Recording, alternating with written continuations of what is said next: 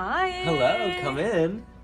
Hi, Jack. How are you? Good, how are you? I'm good. Are you ready for 23 questions? Yes, I am. Great. So, what is one word to describe this year? I would say fun. Fun? Yes. And can you define yourself in 3 words? In 3 words, sarcastic, kind, and caring. Nice. What's one thing people don't know about you? One thing that people don't know about me is that I like to journal every night. And Yeah. so that's something that I typically don't talk about as much. That's cool. And yeah, so this is where you make the magic happen? Yes. Yeah? This is my light board. Yeah. This is where during productions I'll cue shows. Yeah. And this is what really makes all the fun stuff happen on stage. Yeah. Yeah. And how many shows have you done lighting design for? I think I've done about 13 shows with lighting.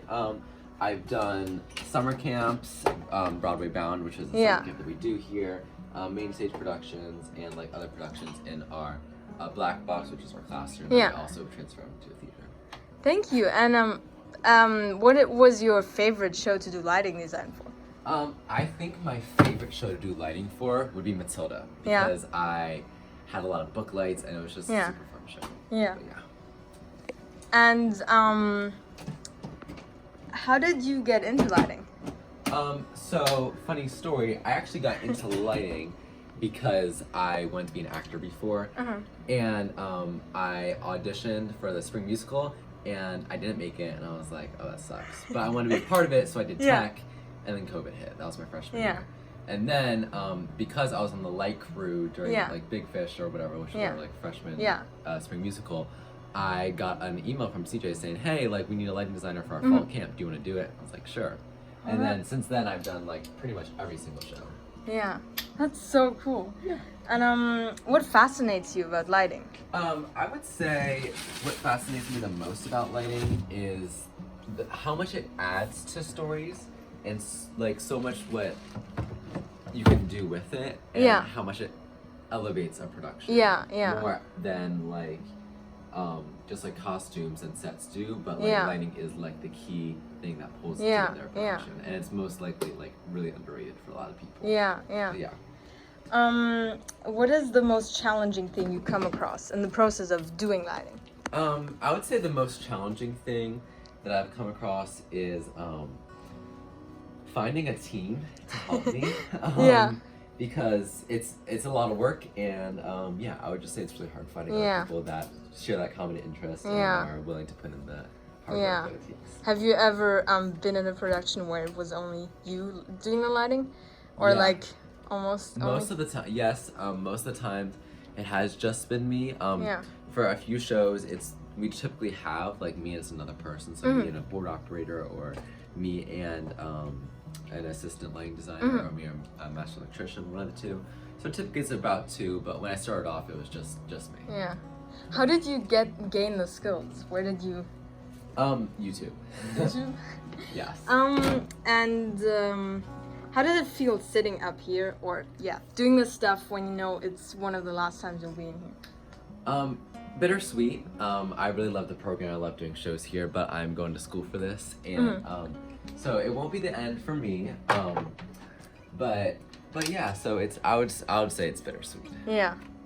And you are CEO of RRPA, is that right? Yes, correct. I am. And what is challenging about holding such responsibility? I would say leadership, simply because since the pandemic, a lot of people often found it difficult wanting to participate in more activities and have more socialization and do more stuff. So just getting people together to work and hard workers probably was the most difficult part in the process, but overall I'm proud of what I accomplished. And you've been part of the yearbook stuff as well, I see here. Yeah. Oh yes. I forgot this was sitting here. And how did you get into that? Yeah, so I started my junior year as an editor-in-chief, and since then I've been my junior and senior year, I've been working on this amazing book. Yeah.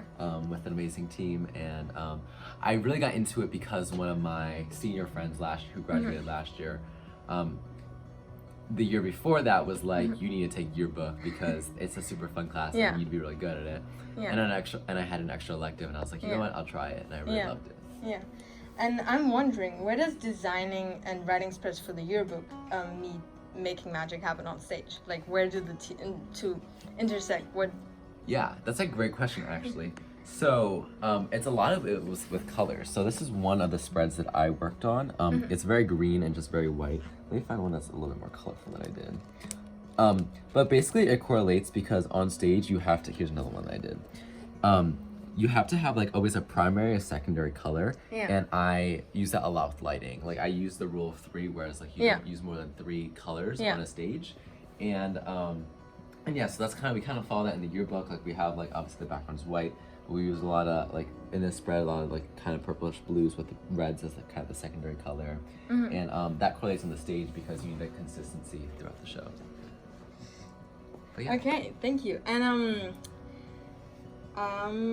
what's one thing you've always wanted to try but were scared to? Always wanted to try but I was scared to. I'll say lacrosse. Yeah? I don't know why, sports? but I've done sports, but never lacrosse, and I've always kind of wanted to do it, but I've always been scared of like getting clocked in the head.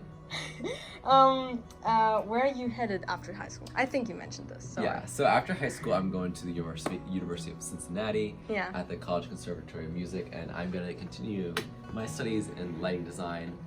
It's basically a conservatory program with a bunch of other tech areas, and so I'm like one of like 4 in my class. So it's a very small community. Wow. And I work with other degrees that are the same, so like sound, stage management, scenic, all of that. Yeah. But yeah, so I'll be in Cincinnati, Ohio. Go Bearcats! But, and yeah, so where do you see yourself in 10 years? And what is one thing you don't want to be doing in 10 years? So I see myself in 10 years, honestly, working and living in LA. I really love the city atmosphere and the city life. And I want to work on concerts and like big live events. So I really see myself there. But where do I not see myself? Oh, that's funny. I don't see myself in Virginia. I'm gonna be real honest. Okay. I love growing up here, but I think I just need to live other places, try other things, explore new things, meet new people, all that jazz. Yeah. But what is one final piece of advice you have for fellow Phoenix? The final piece of advice that I would give, I would say, just be yourself and have fun. These years go by very quickly, and often they're one of your most difficult years in your life. Yeah. And just have fun, live in the moment, and realize that, you know, things will go by much quicker than you think. Okay, thank you so much for this. You. Bye. Bye.